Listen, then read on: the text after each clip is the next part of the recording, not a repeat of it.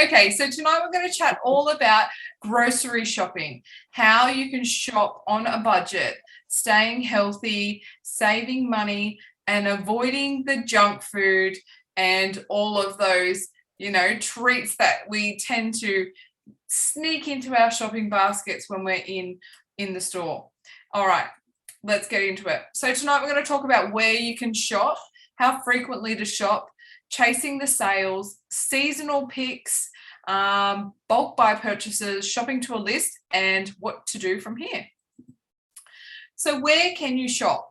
So the really basic ones is obviously your supermarket. So your Coles, your Woolworths, Aldi, IGA, Foodworks, those types of places. And then you've got your fresh produce markets. So your fruit markets, your butchers, your general market stores.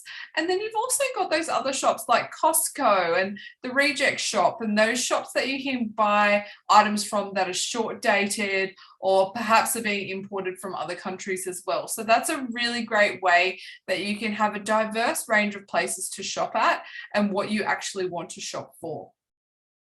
So how frequently should you shop? Now, this answer is one of those answers no one likes to hear, but it all depends. It really all depends on your schedule, your routine, and what works for you. But tonight in this presentation, I'm going to talk you through what works for me and my family. And hopefully this gives you some inspiration to adapt that into your lifestyle as well. So for me, I shop weekly. And the main reason I shop weekly is because we eat a lot of fresh produce.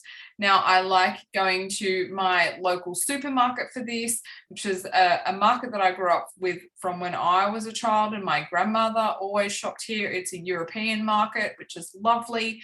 I find that it's worthwhile going to a market as well as doing the supermarket because of the cost of the groceries and also the quality of the produce that you get. So you're getting really nice fresh produce when you are going to a market. Now, for me, my family, we eat quite a lot. There are 5 of us in this house, and I tell you, my 3 children, even though they are under 10, they eat more than what myself and my husband do on most weeks. So keeping up the supply, it's easy for us to have at least 2 or 3 kilos of apples a week, same with bananas and those types of things. So going to a market where if I was buying a kilo of apples at Woolworths, I might be paying $5 for a kilo of apples, where if I go to a fresh fruit market, I might only be paying $3 or $3.50. So it is worth my while going to a market for the amount of money that I can save on those types of produce. So weekly grocery shopping, it helps me to keep the food fresh, even though I use Tupperware and those sorts of containers and those sorts of things. It's really nice to have fresh produce consistently turning over in your home. So when it comes to fortnightly, I'm thinking more so about my condiments and my pantry items. So my pasta, my rice, sauces, different herbs and spices and those types of things that I use. So they're the things that I would look to buy. I don't always need them weekly. That's something I can sort of shift over to a fortnightly basis. And then I can really manage my money. So I can see that week I need to buy more staple items for my pantry. The next week might be something else. And that opposite week is generally my bulk buy items, which might be things like toilet paper, nuts, my protein. We eat meat in our household, so that is a big purchase for us each month. And anything like supplementation, if you're using protein powders and all those sorts of things, it's really handy to build that into your grocery budget, because sometimes you don't think about those types of things when it comes to buying things outside of the store, if that's your online purchase or something like that.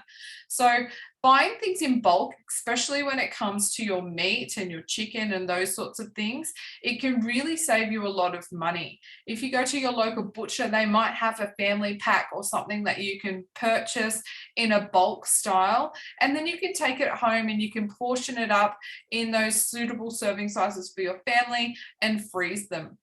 So a good way to manage this is to understand your cycle of how you eat food. So you want to be buying your produce once a month or once every 6 or 8 weeks, however often your family use that. And then you can know on those other weeks that you might like to increase your purchasing of your staple items for your pantry. So you're not being hit with all of the expenses every week and think, oh my gosh, I'm spending $400 or $500 on groceries. How? Why is this happening? So chasing the sales. Now, like I said before, I love a good sale. I love saving money. It's one of my favorite pastimes to do is get a good sale. But what you need to be really aware of is the sales and marketing tactics that are being used that you're feeling like you're saving money, but are you really saving money? I want you to really think about the deals of buy two, get one free, buy one, get one free, buy one, get 50% off. These sound like really good deals and sound like it's a good idea. However, if we put it in the context of, say, a loaf of bread, if you go, oh, okay, I'll buy 2 loaves of bread and then I'll get one free. Do you need 3 loaves of bread? Do you have the room to store that bread? Because if you're just using the products, if you're feeling like you're getting it on sale, but you don't have a use to actually use that produce, it's more than likely that it will go to waste and you'll end up chucking it away. And therefore, you're really throwing your money away in the same context. So being really mindful of what are you actually purchasing and do you have a need for it as well? Because it's easy to get caught up into, yeah, I'm saving money, but are you really saving money? Not if you're throwing away that produce. If you have a plan to use that to say, okay, I'm going to freeze a loaf of bread because I'll need that later. That's a really great strategy to use to save that money then and utilize that product that you've purchased. But if you've just done your big meat shop and you don't have any room in your freezer and then you come home with a few loaves of bread, you then can't use it at the same time. So you have to really be thinking about, is this actually saving money and how can I benefit from doing this? So again, when it comes to chasing the sales, it can save you money and it can also cost you more. And one of the really big examples of this is when you're chasing the sales, it's your time, the time that goes into actually doing this. So we all get those catalogs in the mail that tell us, Coles are having this on sale, the Woolworths are having this on sale. And it can be quite fun to sort of chase around and get the sale and get the items cheaper.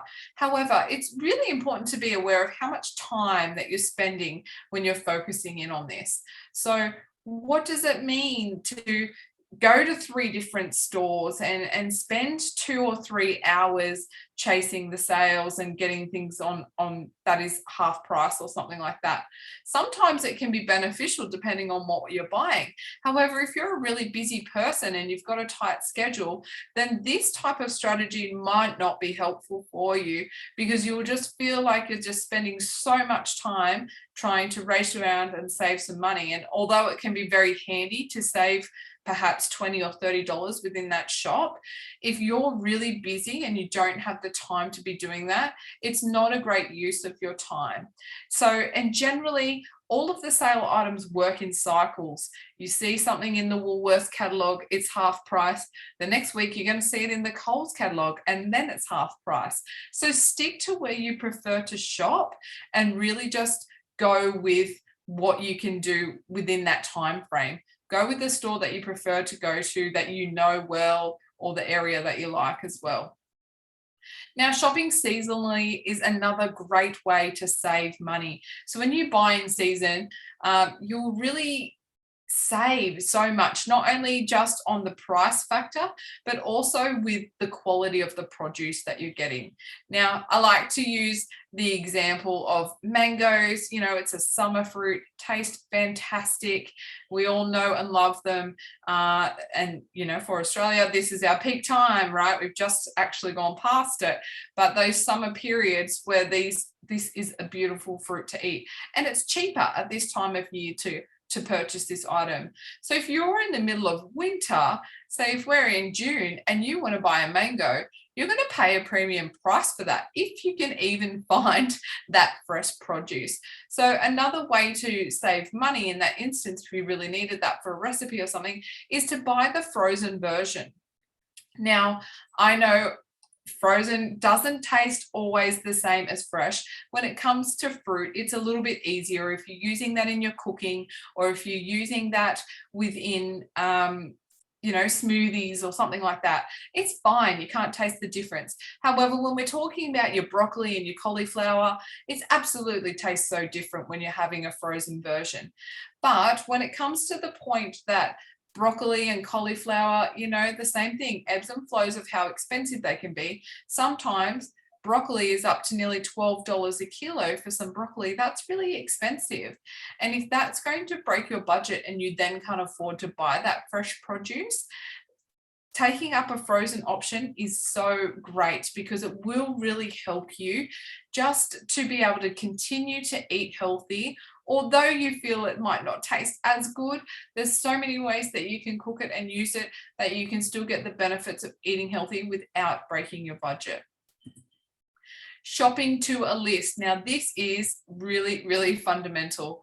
I am a bit old school when it comes to my shopping list. I do believe that a pen and paper is the best way to shop with, as opposed to using your phone or your notes. And a quick tip for you tonight, a little bit off topic, but when you write something down with pen to paper, you are 8 times more likely to remember it. So writing down, pen and paper, is a really, really great strategy to use for your cognitive function. It's a really powerful thing for you to use for your memory as well. So instead of just typing notes in your phone or using digital ways of shopping lists, putting pen to paper is a great way to actually do that. And it's a good way to just do that quick stock inventory in your cupboard, in your fridge. Know what you're running out of, know what you need to get more of, and using that list to shop by.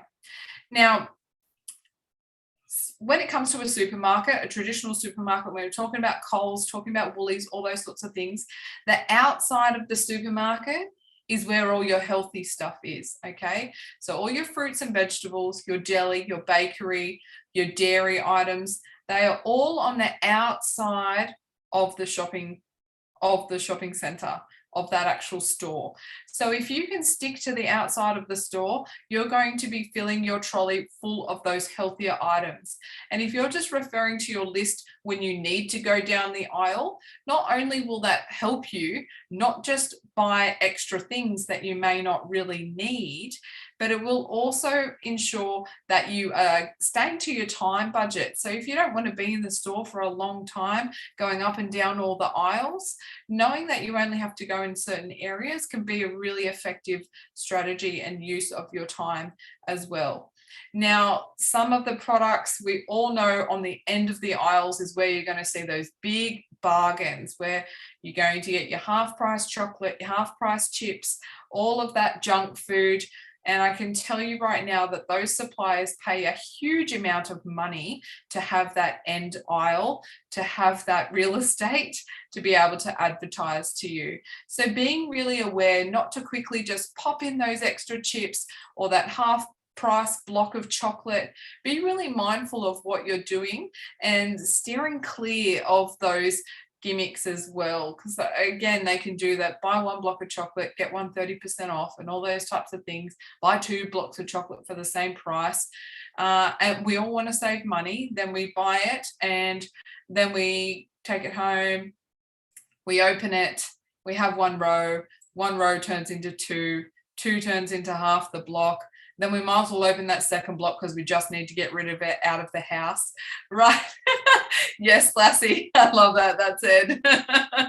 Yes, and then you just want to get out of your house, and before you know it, you've eaten 2 blocks of chocolate within the week because you shouldn't have bought it in the first place, but now you just need to get rid of it. We don't want to throw it away because we don't want to waste money, so we eat it instead, and then we derail our health goals. So you can see the vicious cycle that comes with these kinds of things. So trying to steer clear away from all of those things as much as possible is really, really helpful. Now, shopping lists, it can also save you money because you're not picking up those random things, and it helps you to know what you're going to cook. So what I teach in my programs, in the Shifting to Healthy Habits program, is teaching people how to come up with a meal plan first, and then creating a shopping list based on what you want to cook.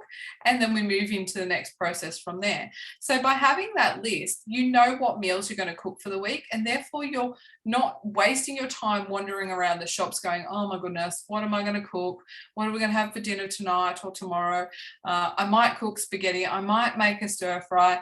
And then you buy all these ingredients for what you might cook, and then you actually don't get around to cooking them. And what happens then is you've spent money that you didn't need to within that period of time, or it can end up in the bin, which is even worse because we all know what celery looks like in the fridge after a week, right?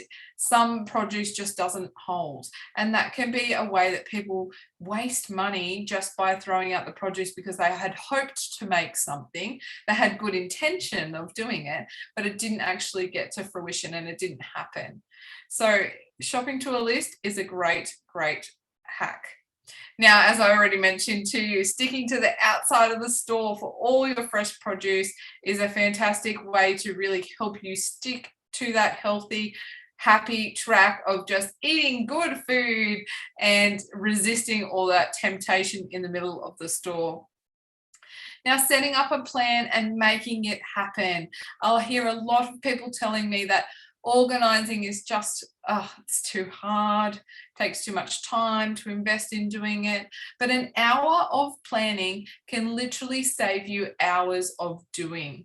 And this can roll out into many areas of our lives. But tonight we're talking about shopping, and that is definitely true. So just by making a simple list before you go to the shops, knowing what you need to buy, getting in there, getting it shopped for.